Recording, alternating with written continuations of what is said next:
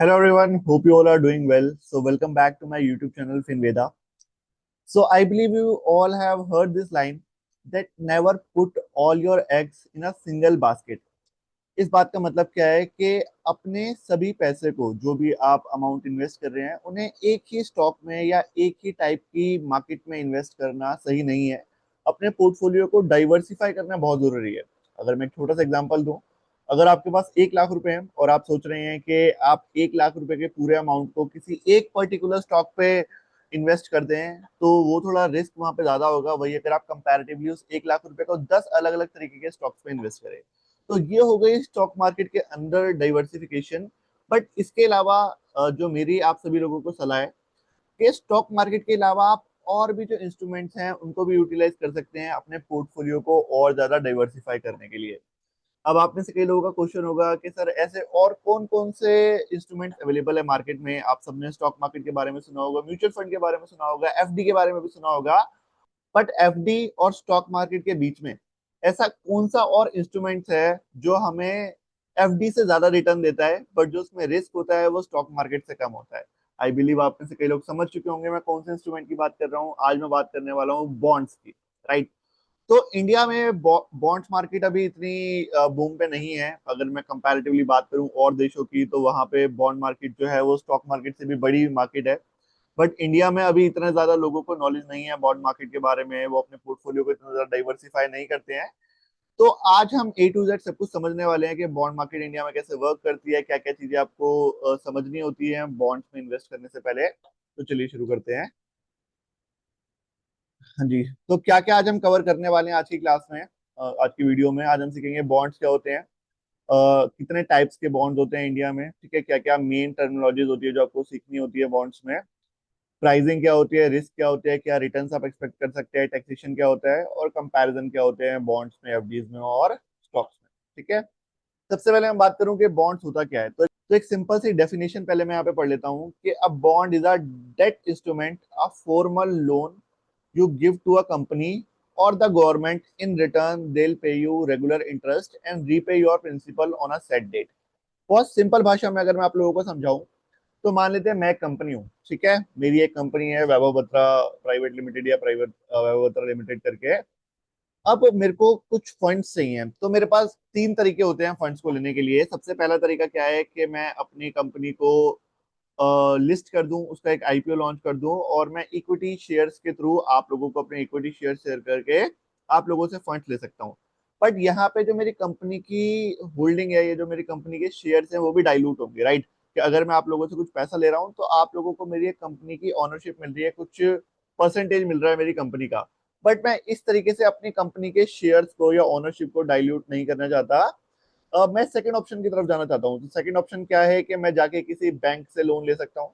अब अगर मैं किसी बैंक से लोन लेता हूँ तो वहां पे सबसे पहले फॉर्मेलिटीज बहुत ज्यादा होती हैं, गाइडलाइंस बहुत ज्यादा होती हैं। दूसरा, जो बैंक कंपनीज को रेट ऑफ इंटरेस्ट ऑफर करते हैं वो कंपैरेटिवली बहुत ज्यादा होता है। राइट। तो यहाँ पे एक बीच का रास्ता मैंने क्या सोचा, मतलब जो बीच का रास्ता अवेलेबल है कि मैं ना तो अपनी कंपनी के ऑनरशिप को डाइल्यूट करूंगा, ना ही मुझे बैंक से लोन लेना है। मैं डायरेक्टली आप लोगों से लोन लूंगा। राइट। अब अगर मैं डायरेक्टली आप लोगों से लोन ले रहा हूं तो मैं हूं यहाँ पे बोरोवर और आप लोग हो यहाँ पे लेंडर। ठीक है। तो अगर मुझे आप लोगों से डायरेक्ट लोन लेना है तो उसके लिए मैं अपनी कंपनी के बॉन्ड्स इशू करूंगा। अब बॉन्ड्स में क्या होता है, सबसे पहले मैं बताऊंगा कि कितने अमाउंट की मुझे रिक्वायरमेंट है। एक बॉन्ड की वैल्यू क्या रहने वाली है जिसको हम कहते हैं फेस वैल्यू, के मान लेते हैं एक बॉन्ड की वैल्यू रहेगी 10,000 रुपए। तो 10,000 रुपए आप लोग मुझे देंगे, ठीक है। उसके बदले I commit you a fixed rate of return. उसके बदले में आपको एक fixed rate of return commit करूंगा। अब वो फिक्स्ड का मतलब क्या है, भले ही मार्केट ऊपर जाए या नीचे जाए, मान लिया अगर मैंने आपको 8% का रेट ऑफ रिटर्न यहाँ पे कमिट किया है तो I be giving you yearly 8% rate of return. उसके बदले आप मुझे 10,000 रुपए पे करेंगे। ठीक है। अब ये बॉन्ड की पूरी जो लाइफ साइकिल होती है वो कैसे वर्क करती है। सबसे पहले आप लोग जो भी रिटेलर्स हैं वो इन्वेस्टमेंट करते हैं, इन्वेस्टर्स बाय द बॉन्ड। ठीक है। Funding, issuer uses the proceeds for project, then coupon, issuer pay regular interest and maturity principal repaid to the investor. Simple मैं कर देता हूँ इसको। सबसे पहला स्टेप क्या है कि कंपनी ने अपने बॉन्ड्स को इशू किया।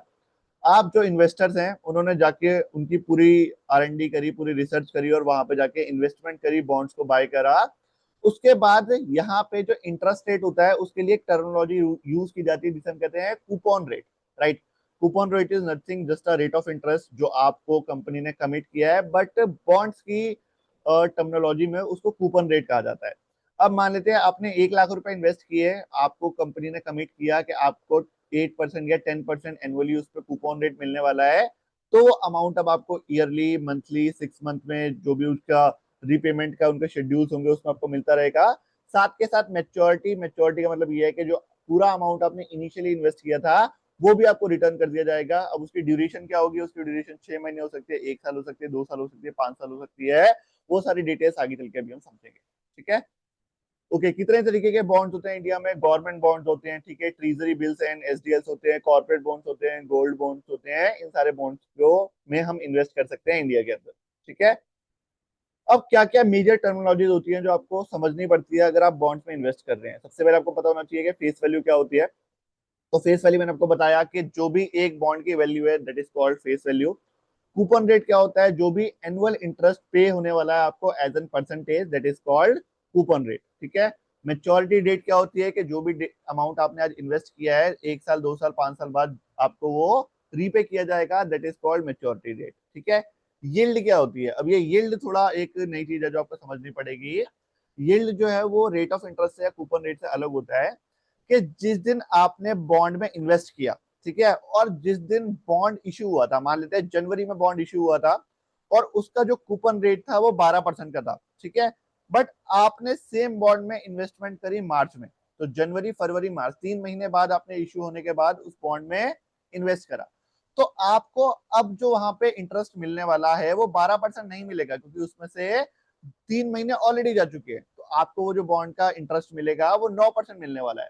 तो कूपन रेट जो था वो 12% का था, बट आपको जो इंटरेस्ट मिलेगा इस साल में वो 9% का है। तो आपकी जो यील्ड होने वाली है that is actual return based on current price, अभी जो आप खरीदेंगे उसको, उस पर जो आपको रिटर्न मिलने वाला है दैट इज कॉल्ड यील्ड, जो कि डिफरेंट होगी आपके कूपन रेट से, ठीक है। इसके अलावा YTM, total return if held to maturity, अगर आप आज से लेकर इसे मेच्योरिटी तक बॉन्ड को होल्ड करेंगे, जब आपने खरीदा है तब से लेकर मेच्योरिटी तक आप उसको होल्ड करेंगे, तो टोटल रिटर्न आपको कितने मिलने वाले हैं, that is called YTM। Credit rating क्या होती है? कि एक कंपनी है, जो कंपनी एकदम बिल्कुल नई नई आई है मार्केट में, अब वो आते ही आपसे कह रही है कि मेरे को कुछ अमाउंट आप मेरे पास बोरो करना चाहती हूँ मैं आपसे, 1 लाख, 2 लाख, 5 लाख रुपए। तो जैसे स्टॉक मार्केट रेगुलेट होती है सेबी के थ्रू, बैंक्स रेगुलेट होते हैं RBI के थ्रू, ऐसे ही तो जो बॉन्ड मार्केट होती है वो भी रेगुलेट होती है और उसकी कुछ एजेंसीज होती हैं जो नई कंपनीज है, जो भी कंपनीज बॉन्ड्स को इशू कर रही है उनको रेटिंग देती है। कुछ कंपनीज के अगर मैं नाम बताऊं तो क्रिसिल, ICRA, केयर करके ऐसी कुछ कंपनीज है। ये कंपनीज रेटिंग देती है कंपनी को, रेटिंग देती है कंपनीज को जो बॉन्ड इशू कर रही हैं। अब वो रेटिंग क्या क्या होती है? सबसे पहले वो रेटिंग होती है ट्रिपल ए। ट्रिपल ए का मतलब है कि यहाँ पे हाईएस्ट सेफ्टी आपको देखने को मिलेगी। डबल ए रेटिंग होती है, दैट मीन्स ये काफी ज्यादा सेफली है। ए रेटिंग होती है, दैट मीन्स ये सेफ है, मतलब बट उतना नहीं जितना ट्रिपल ए था। ट्रिपल बी रेटिंग होती है कि यहाँ पे इन्वेस्टमेंट सही है, ठीक है। डबल बी रेटिंग होती है, दैट मीन्स यहाँ पे थोड़ा रिस्क ज्यादा है, स्पेकुलेशन ज्यादा है, ठीक है। बी रेटिंग होती है, दैट मीन्स ये हाईली स्पेकुलेटिव है, यहाँ पे कुछ भी हो सकता है, आपके पैसे डूबने के भी चांसेस हैं, ठीक है। अगर ट्रिपल सी रेटिंग मिली है तो वहां पे बहुत ज्यादा रिस्क है, और अगर डी रेटिंग मिली है तो वो एक डिफॉल्ट कंपनी है, आई सजेस्ट कि वहां पे आप इन्वेस्टमेंट ना करें। इवन जो मैंने खुद भी बॉन्ड्स में कई सालों से मैं इन्वेस्टमेंट करता आ रहा हूँ, और मैं जो इन्वेस्टमेंट करता हूँ वो ट्रिपल ए या डबल ए रेटिंग में ही करता हूँ। उसके नीचे जो रिस्क होता है वो थोड़ा बढ़ जाता है। The inverse relationship, the bond prices and yield move in opposite direction. When the prices rise, yield fall and vice versa. This is the single most important concept in bond investing.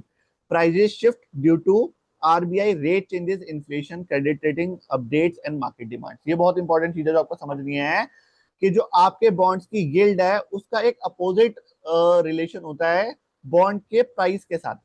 For example, अगर bond का price बढ़ रहा है तो आपकी जो yield है वो कम हो जाएगी, और अगर भाई बॉन्ड का प्राइस गिर रहा है तो आपकी जो यील्ड है वो बढ़ जाएगी, ठीक है। ओके, अब क्या क्या रिस्क आपको देखने को मिलता है अगर आप बॉन्ड्स में इन्वेस्ट करते हैं? सबसे पहले क्रेडिट रिस्क होता है, इश्यूअर में डिफॉल्ट ऑन योर इंटरेस्ट और प्रिंसिपल के जो कंपनी है उसने आपको कमिटमेंट दी है एक रिटर्न की और कमिटमेंट दी है रिडम्पशन की कि आपका पूरा अमाउंट आपको मेजोरिटी में मिल जाएगा, वो डिफॉल्ट कर सकते हैं। ये एक बहुत बड़ा रिस्क होता है, बट ये उन कंपनियों में ज्यादा होता है जिनकी रेटिंग्स लो होती है। ठीक है। Interest rate risk, rising rates reducing the existing bond price. अगर इंटरेस्ट रेट वो अपना आगे चल के बढ़ा देते हैं तो उनके जो बॉन्ड का प्राइस है वो कम हो जाता है। ठीक है। इन्फ्लेशन रिस्क, इन्फ्लेशन मतलब महंगाई बढ़ रही है बट उस हिसाब से आपका रेट ऑफ इंटरेस्ट नहीं बढ़ेगा, तो ये एक रिस्क होता है। लिक्विडिटी रिस्क, जो कि सबसे बड़ा रिस्क है कि स्टॉक मार्केट की तरह यहाँ पे आप अपने बॉन्ड्स को जाके कभी भी खरीद या बेच नहीं सकते हैं। अगर आपने अपने बॉन्ड को खरीदा है तो जब आप बेचने के लिए दोबारा मार्केट में जाएंगे तो वहां पे बायर अवेलेबल होना चाहिए, तभी आप अपने बॉन्ड को बेच पाएंगे। बट अगर कोई बायर अवेलेबल नहीं है तो अपने बॉन्ड्स को आप एकदम से नहीं बेच सकते, तो वहां पे लिक्विडिटी का सबसे बड़ा रिस्क होता है। री इन्वेस्टमेंट रिस्क, इंटरेस्ट में नीड री इन्वेस्टेड एट लोअर रेट। इसका मतलब ये है कि जो आपको इंटरेस्ट रिसीव हो रहा है उसको आप दोबारा इन्वेस्ट कर सकते हैं, बट वो एक लोअर रेट पे इन्वेस्ट होगा। ठीक है। अभी तक हमने जाना कि बॉन्ड्स की लाइफ साइकिल क्या होती है, हमने सीखा कि इंडिया में कितने तरीके के बॉन्ड्स होते हैं। ठीक है। क्या क्या मेजर टर्मिनोलॉजीज होती हैं जो आपको यहाँ पे समझनी होती है। ठीक है। रेटिंग्स क्या होती है, कौन सी रेटिंग सबसे अच्छी है, कौन सी रेटिंग सबसे बुरी है। ठीक है। इन रेटिंग्स के बारे में हमने जाना। क्या क्या रिस्क होते हैं बॉन्ड्स के अंदर, उनको हमने जाना। अब अगर आप बॉन्ड्स में इन्वेस्ट करना चाहते हैं तो आप कैसे कर सकते हैं। तो there is a company called Golden Pi. ठीक है। ऐसी बहुत सारी और कंपनीज अवेलेबल है जिनमें आप डायरेक्टली बॉन्ड्स में इन्वेस्ट कर सकते हैं। मैंने खुद भी यहाँ पे इन्वेस्ट किया है। अगर मैं आपको एक एग्जांपल दिखाऊं तो यहाँ पे मैं अपने पोर्टफोलियो पे जाता हूँ, तो ये मैंने एक बॉन्ड बाय किया था which is Muthoot Microfin limited. ठीक है। जब मैंने इसमें इन्वेस्टमेंट करी थी, मैंने टोटल इन्वेस्टमेंट करी थी 2,02,323 रुपए की। ठीक है। इसकी जो फेस वैल्यू थी वो थी 2 लाख रुपए। ठीक है। मैंने कुछ टाइम इशू के कुछ टाइम बाद यहाँ पे इन्वेस्टमेंट करी होगी, तो मैंने 2,02,000 रुपए की करी थी। टोटल जो मेरे को अमाउंट रीपे किया कंपनी ने वो थे 2,44,000 रुपए। ठीक है। और यहाँ पे यील्ड मेरे को क्या मिला, 11.05% का यील्ड मुझे देखने को मिला, विच इज रियली गुड। क्योंकि अगर आप किसी एफडी वगैरह में इन्वेस्ट करते हैं तो वहां पे आपको 5, 6, 7% से ज्यादा के रिटर्न देखने को नहीं मिलते हैं। बट अगर आप स्टॉक मार्केट में इन्वेस्ट करते हैं तो वहां पे रिटर्न्स कंपैरेटिवली बहुत ज्यादा होते हैं, बट रिस्क भी बहुत ज्यादा होता है। बट वही बॉन्ड्स एक बहुत अच्छा ऑप्शन मुझे यहाँ पे देखने को मिला, जिसे मैं भी कई सालों से एक्सप्लोर कर रहा हूँ। यहाँ पे कई सारी इन्वेस्टमेंट मैंने करी है जहाँ पे मेरे को एफडी से कई ज्यादा रिटर्न्स देखने को मिले, 6-7% से काफी ज्यादा रिटर्न्स होते हैं, 11%। और मेरे को एक स्टॉक मार्केट या म्यूचुअल फंड से कम रिस्क यहाँ पे देखने को मिला कि मेरा जो अमाउंट है उसके डिफॉल्ट होने के चांसेस बहुत ना के बराबर थे, क्योंकि जिस बॉन्ड में मैंने इन्वेस्ट किया था उसकी जो रेटिंग थी वो भी ट्रिपल ए थी। राइट। आइए अगर मैं यहाँ पे आपको एग्जांपल दूं कि कैसे आप यहाँ पे बॉन्ड्स में इन्वेस्ट कर सकते हैं।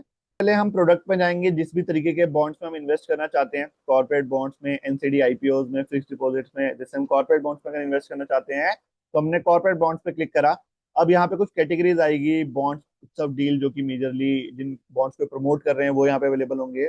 ऐसे बॉन्ड जो कि 11% से ज्यादा की यील्ड ऑफर कर रहे हैं उनकी लिस्ट हमें यहाँ पे मिल जाएगी। ऐसे बॉन्ड जिनकी जो फेस वैल्यू है वो 30,000 तक की ही है। ठीक है। ऐसे बॉन्ड हमें मिल जाएंगे। ऐसे बॉन्ड जो हमें मंथली इनकम प्रोवाइड कराते हैं, क्योंकि यहाँ पे जो रेट ऑफ इंटरेस्ट होता है वो हमें मंथली भी कई बॉन्ड्स ऑफर करते हैं, हमें क्वार्टरली भी ऑफर किया जाता है, हाफ ईयरली भी ऑफर किया जाता है और एनुअली भी ऑफर किया जाता है। तो अगर कोई इंसान बड़े अमाउंट को इन्वेस्ट करके एक मंथली पैसिव इनकम जनरेट करना चाहता है तो वो मंथली रिटर्न वाले बॉन्ड्स में भी इन्वेस्ट कर सकता है। इवन जो मिथुट फिनकॉर्प का बॉन्ड मैंने बाय किया था वहां पे मेरे को मंथली पे आउट मिलता था। ठीक है। जो 11% का यील्ड मैंने आपको दिखाया। ऐसे बॉन्ड्स हमें चाहिए जो कि हाई रेटिंग वाले हो, उनमें भी हम इन्वेस्ट कर सकते हैं। तो सबसे पहले हम हाई रेटिंग वाले बॉन्ड्स पे चलते हैं। ठीक है। हाँ जी। तो यहाँ पे एक बहुत अच्छा बॉन्ड मुझे दिख रहा है, टाटा कैपिटल। ठीक है। जिसकी जो क्रेडिट रेटिंग है विच इज ट्रिपल है, विच इज ग्रेट। ठीक है। तो यहाँ पे जो हमारी मिनिमम इन्वेस्टमेंट है, क्योंकि बॉन्ड्स में हम 500, 1000, 2000 कोई भी अमाउंट इन्वेस्ट नहीं कर सकते हैं। यहाँ पे हमें जो मिनिमम फेस वैल्यू है एक बॉन्ड की, उतना अमाउंट इन्वेस्ट करना होता है। तो यहाँ पे इसकी जो मिनिमम इन्वेस्टमेंट है वो है 10,32,000 रुपए की। जो इस बॉन्ड की फेस वैल्यू रही होगी वो रही होगी 10,10,000 रुपए। बट ये बॉन्ड इशू कुछ महीने पहले हुआ था, हम कुछ महीने बाद इसको चेक कर रहे हैं। तो अब इसमें जो अकर्ड इंटरेस्ट है उसको ऐड करने के बाद अभी जो एक बॉन्ड को लेने के लिए मिनिमम अमाउंट हमें इन्वेस्ट करना पड़ेगा वो रहेगा 10,32,000 रुपए। ठीक है।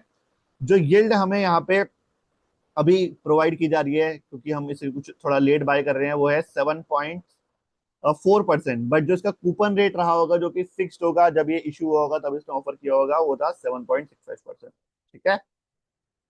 ओके। तो यहाँ पे हम देख पा रहे हैं क्रेडिट रेटिंग बहुत अच्छी है। इससे पहले कभी कंपनी ने डिफॉल्ट नहीं किया है। सीनियरिटी बहुत सीनियर कंपनी है। ठीक है। सिक्योर्ड बॉन्ड है, ऑफकोर्स एक सिक्योर्ड बॉन्ड है।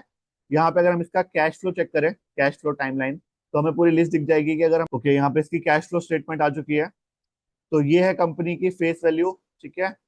ये है कूपन रेट, ये है इसकी मेच्योरिटी डेट। अगर हम आज इसमें इन्वेस्ट करेंगे तो जो हमें यील्ड मिलने वाली है वो ये रहेगी, ठीक है। सिक्योर्ड बॉन्ड है, रेटिंग भी काफी अच्छी है। एक यूनिट का जो भी प्राइस रहने वाला है वो प्रिंसिपल अमाउंट 10,10,000 रुपए है, और जो अमाउंट हमें इन्वेस्ट करना होगा वो करना पड़ेगा 10,32,000 रुपए, ठीक है। ईयरली जो इंटरेस्ट हमें मिलने वाला है वो रहेगा 76,500, जो कि 7.6% का इसका कूपन रेट था, ठीक है।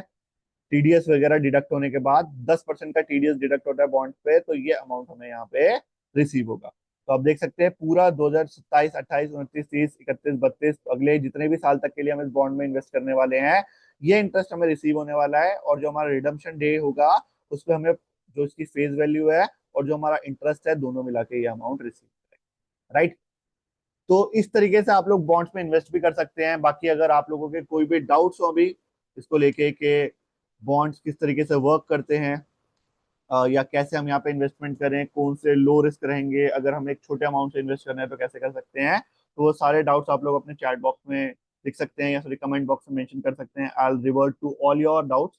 इसके अलावा अगर हम बात करें कि क्या डिफरेंस होते हैं बॉन्ड्स में, एफडीज में और स्टॉक्स में, तो जो ऑनरशिप होती है बॉन्ड्स में वो लेंडर की होती है, ठीक है। फिक्स डिपॉजिट में भी लेंडर की होती है, बट यहाँ पे जो ऑनरशिप स्टॉक्स में होती है वो ऑनर की होती है। रिस्क अगर हम बात करें स्टॉक्स में बहुत ज्यादा होता है, फिक्स डिपॉजिट में बहुत लो होता है, और बॉन्ड्स में जो होता है मीडियम होता है, ठीक है। रिटर्न्स की अगर बात करें तो स्टॉक्स में काफी हायर रिटर्न हमें देखने को मिलता है, एफडी में बहुत लोअर रिटर्न होता है, बट वही जो बॉन्ड्स है वहां पे एक मॉडरेट रिटर्न हमें देखने को मिलता है। लिक्विडिटी जो है स्टॉक्स में सबसे हाई होती है, फिक्स डिपॉजिट में लो होती है, डिपेंड करता है। अगर आप पहले उसको बेचना चाहें तो वहां पे आपकी कुछ पेनल्टीज लगती हैं, बट जो बॉन्ड्स होते हैं वहां पे जो लिक्विडिटी होती है वो बहुत कम होती है, ठीक है। इनकम की अगर बात करें तो हमें यहाँ पे रेगुलर इंटरेस्ट मिलता है, फिक्स डिपॉजिट में भी हमें रेगुलर इंटरेस्ट मिलता है, बट जो स्टॉक्स होते हैं वहां पे हमें डिविडेंड मिलता है। बाकी जो भी रिटर्न हम अचीव कर पाए हैं एक लोअर प्राइस पे बाय करके हायर प्राइस पे सेल कर रहे हैं, दैट इज वन थिंग, ठीक है। तो कहाँ पे आपको इन्वेस्ट करना चाहिए या किस इंसान को बॉन्ड में इन्वेस्ट करना चाहिए? अगर आप रिटायर्ड इंडिविजुअल हैं, आपके पास एक अच्छा कैपिटल है, उसको आप इन्वेस्ट करके एक अच्छा रिटर्न अचीव करना चाहते हैं तो आप बॉन्ड्स में इन्वेस्ट कर सकते हैं। अगर आप अपने पोर्टफोलियो को डाइवर्सिफाई करना चाहते हैं तो आप बॉन्ड्स में इन्वेस्ट करना चाहते हैं। अगर आप लॉन्ग टर्म गोल्स रखते हैं तो आप बॉन्ड्स में इन्वेस्ट कर सकते हैं। और मेजरली की टेक अवेज हमें क्या देखने को मिलते हैं आज की जो हमारी क्लास थी, जो आज की हमारी वीडियो थी, उसमें से कि बॉन्ड्स आर प्रिडिक्टेबल, वहां पे एक फिक्स इनकम आपको देखने को मिलती है, ठीक है। किसी भी बॉन्ड में इन्वेस्ट करने से पहले आपको वहां पर उसकी क्रेडिट रेटिंग बिल्कुल देखनी चाहिए। Higher risk come with higher returns, right. तो अगर आप एक हाइयर रिटर्न एक्सपेक्ट कर रहे हैं कि मेरे को 12-14% चाहिए, तो वहां पे आप चेक करें कि साथ के साथ जो रिटर्न्स के रिस्क होंगे वो भी ज्यादा रहने वाले हैं, ठीक है। मैच्योरिटी का जो डेट है, जो रिडम्पशन डेट है, वो आपके फाइनेंशियल गोल्स को मैच करे, ये आपको मेक श्योर करना होता है। तो of course I suggest each one of you कि अपनी जो इन्वेस्टमेंट की जर्नी है उसको इस तरीके से आप लेकर चलिए कि आप जो अमाउंट बॉन्ड्स में डाल रहे हैं मेक श्योर उस अमाउंट की आपको आने वाले कुछ महीनों में, कुछ साल में नीड ना हो, क्योंकि वहां पे लिक्विडिटी बहुत ना के बराबर होती है। आपके पास एक स्पेयर कैपिटल है जिसको आप डाइवर्सिफाई करना चाहते हैं तो आप बॉन्ड्स में इन्वेस्टमेंट कर सकते हैं। मैंने भी कई बार बॉन्ड्स में इन्वेस्टमेंट करी है, बट उतना ही अमाउंट में बॉन्ड में इन्वेस्ट करता हूँ, 2-4-5 लाख रुपए, जो मुझे लगता है कि अगले कुछ सालों में मुझे उनकी जरूरत नहीं पड़ेगी। तो आई बिलीव आप सब लोगों को आज की वीडियो से कुछ सीखने को मिला होगा, आपकी इन्वेस्टिंग की या आपकी फाइनेंशियल जर्नी में कुछ वैल्यू ऐड हुई होगी। So I want each one of you to subscribe my channel and click on the bell icon so you'll be receiving notification for all my future videos. This is for today guys. Thank you so much everyone for watching. Bye.